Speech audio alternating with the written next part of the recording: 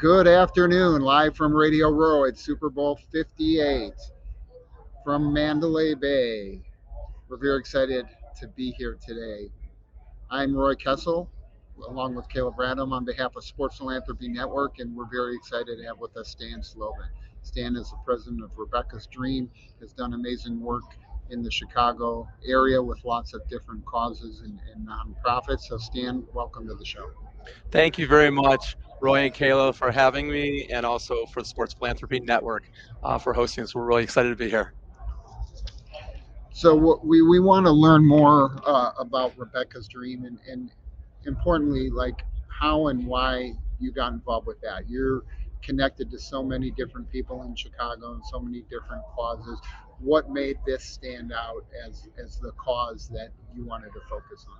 Yeah, so 17 years ago, which is really what Rebecca's Dream has been involved in, I met a family, the Cutler family, and they had lost their daughter, Rebecca Cutler, who had taken her life. And I had not really been that familiar with depression, bipolar, mental health illness.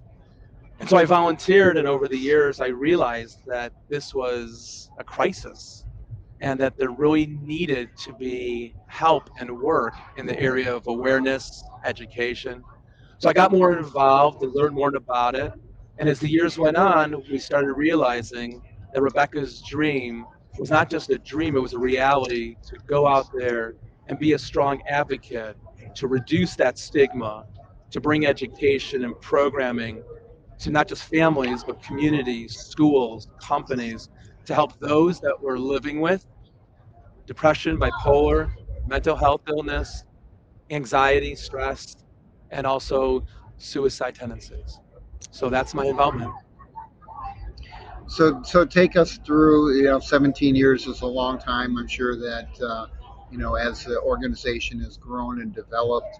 Um, Take us through the evolution, right? Starting a new nonprofit is a big undertaking.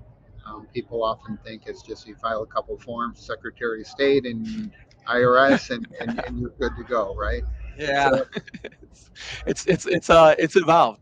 Uh, but what's interesting about Rebecca's Dream and many charities, to give credit to any, is that you find people that have passion and you find people that are caring about not only a cause, but something that they can have an impactful effect.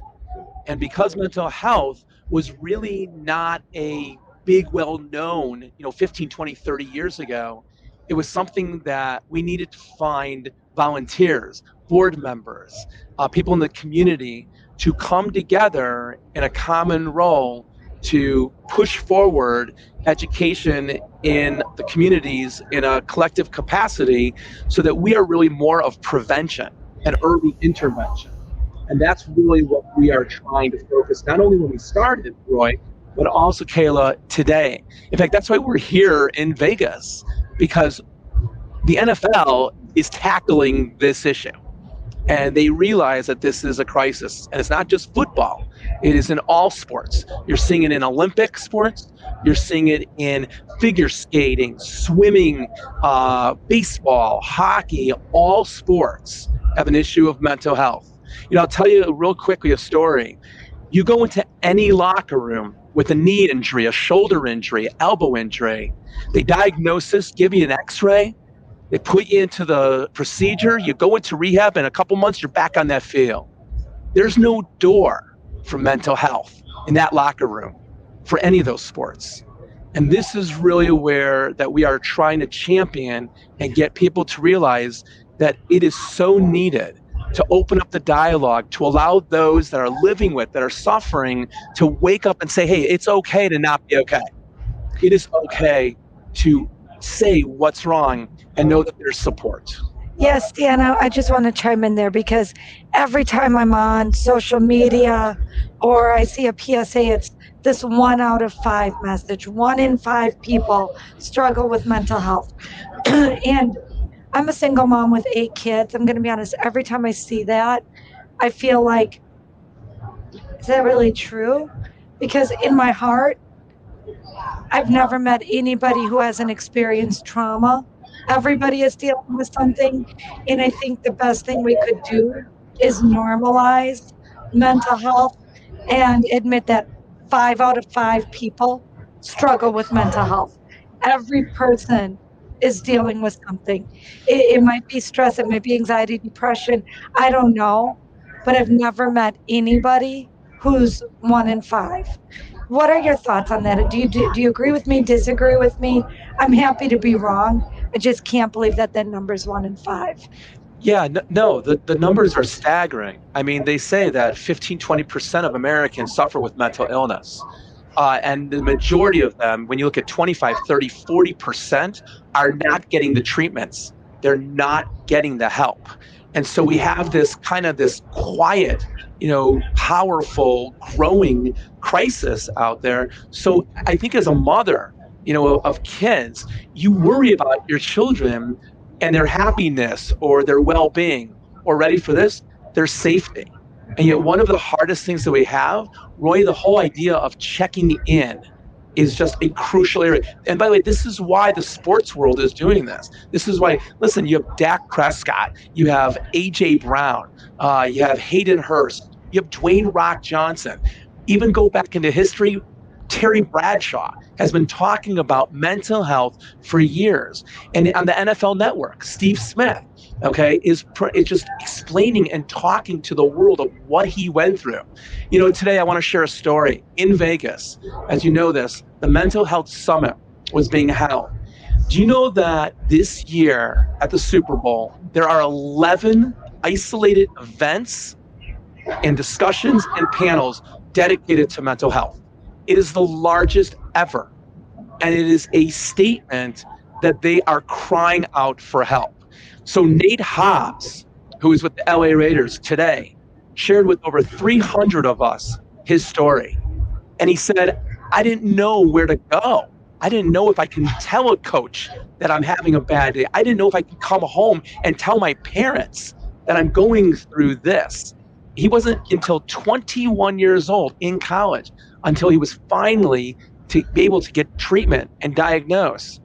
And he said, we got to get this earlier. We have to tackle this earlier. Let me share a quick statistic. The highest increase in middle school and high school concern is mental health, anxiety, stress, depression, and we are at the highest suicide rate in the history, and the numbers are growing. So I applaud the NFL and all these other associations, but we're just starting. In fact, Roy, last year, if you saw, an Indianapolis owner came out and very proactively joined with other owners to make it so that you can come into that locker room as a player and get help. And this is where we're going. And we need to bring this to the middle schools. We have to bring this to the coaches, athletic directors, administrators. And this is why we need the help to come together as a community in this. Does that make sense to both of you?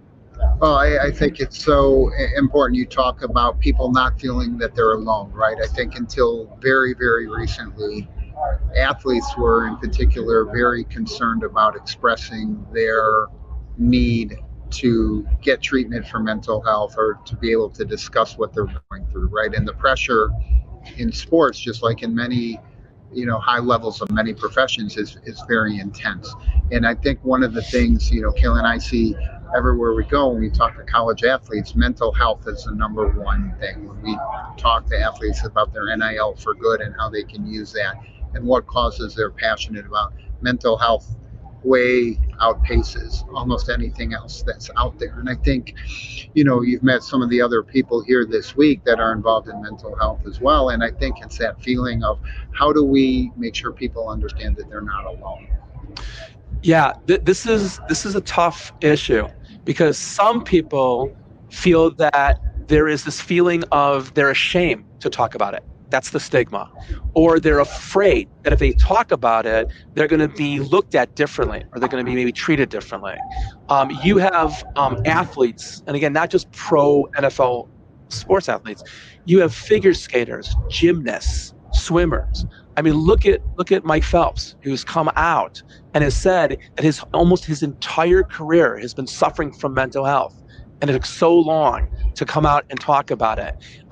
You saw 3 days ago in the Wall Street Journal, figure skating world was turned upside down with one of the biggest figure skating Olympians talking about that the number one problem in the sport is not getting enough support for mental health issues. So I think that it's at the forefront, but to talk about, the feeling, I think that the stigma is slowly being reduced, but we can't stop. And that's where I think the concern comes in. Another number real quickly is what can we do to open up those dialogues? And I think another area is that children, okay, in the early phases, and again, they're vulnerable, okay, and this is the area where is really really we have to be careful, is that going to parents and being able to talk to parents is such a key thing. Here's the other thing. Parents have to be ready to have those conversations when a child comes home and is not able to have a good day, a positive day, or a challenging day because of mental illness. So that's one area. But we also want to make sure that teachers are looking for signs. So at Rebecca's Dream, we do programs like first aid for mental health, wake-up call for teachers and administrators, teens in transition, when you're going from middle school to high school to college, or college into the real world.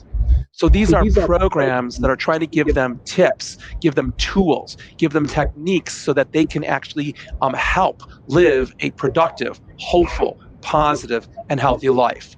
But they can't go it alone. And Kayla, that goes back to what you were saying before. This is a team effort. And it's really important for the parents to realize that not all kids are going to go to the NFL. Not every one of their kids is going to start in Major League Baseball. Not every kid is going to be an Olympian. It's okay to fall down. It's okay to not have a good day. And it's okay to know that the kid or the young adult or even the family structure has that support. So I think that's one of the things that we're learning at the NFL Super Bowl week. And that is, it's okay to not be okay, but it's also okay to fail. And brush yourself off and get yourself back. But if you do need that help, it's out there. So I know we're winding down here, but I think what you're really talking about is resiliency. And I'm all about helping people become more resilient. You've been through a lot. You're helping a lot of people. Stan, how do we help people become more resilient? Well, I think that it comes with a couple challenges, and these are the optimism and the hope that we have with Rebecca's Dream. Empathy is probably one of the first. We are a quick response society. So when something goes wrong, we're quick to respond. We need to be more empathetic to allow that resiliency to come up. We need to let others really truly empty their buckets and allow them to share how they really feel. I mean, mental health is a disease, okay? Bipolar disorder is a disease. It's like if you have a heart disease, if you have diabetes, okay, there's a treatment. But everything is like the neck down, right? What about the neck up? And what about focusing on that area to help so that it can be treated, it can be supported, there's resources to go. Resiliency does not come overnight. And mental health does not go away overnight. And that is why when a person not only has to be self-resilient, those around them also have to be resilient. Well, Stan, we appreciate you taking the time to come on with us. I know it's been a hectic whirlwind for you here at Radio Row and at the Super Bowl. You've done an amazing job building up Rebecca's Dreams. I know you've connected to a lot of people here and had the opportunity to, make sure that you connected and learned a lot in this opportunity, shared a lot. And, we want to give you a chance to kind of make a closing pitch for people for Rebecca's Dream and tell them where they can get more information and how they can connect and collaborate with you. Sure. I appreciate that. First of all, it's very easy to get more information on Rebecca's Dream. You can go to rebeccasdream.org, and visit our website. On that website, you'll be able to not only find out information about mental health and the programs that we do. We have a great library, so it's a great resource. So any of our programs are available. We also offer to schools and communities programs to help not only the students, Roy, but Kayla, also the parents, which is one of the things that we really are focusing on this year. And in addition to that, and I'll say as a final thing is, whether you are interested in getting more information or get involved with Rebecca's Dream, it would be great. But any health organization, any mental health advocate organization that you can be part of, that you can volunteer, is wonderful. But here's the last thing I'll share. And first of all, thank you again to the Sports Philanthropy Network for, again, providing great education and opportunity empowerment. It has been great seeing you this week at Super Bowl week, and I've so much enjoyed being part of it. The last thing I'll share with our audience today, check in. Check in with those loved ones. Check in to make sure that not only you feel confident that that person is okay, but that you are letting that person know that someone cares about them and wants to be there, wants to support them, wants to help them. We are all together. I leave the Super Bowl week by saying, let's tackle this crisis. And thank you all very much for letting me part. Stan, thank you for working so hard to create hope and possibility for the people who need it most, for normalizing mental health, and for partnering with Sports Philanthropy Network to build strong, healthy, inclusive communities. What you're doing is important. We're grateful for your partnership. We're grateful for the work you're doing, and we're grateful for having you part of the Sports Philanthropy Network community. I'm Kayla Bradham with Roy Kessel, thanking Stan for joining us and reminding you to live generously. Thank you.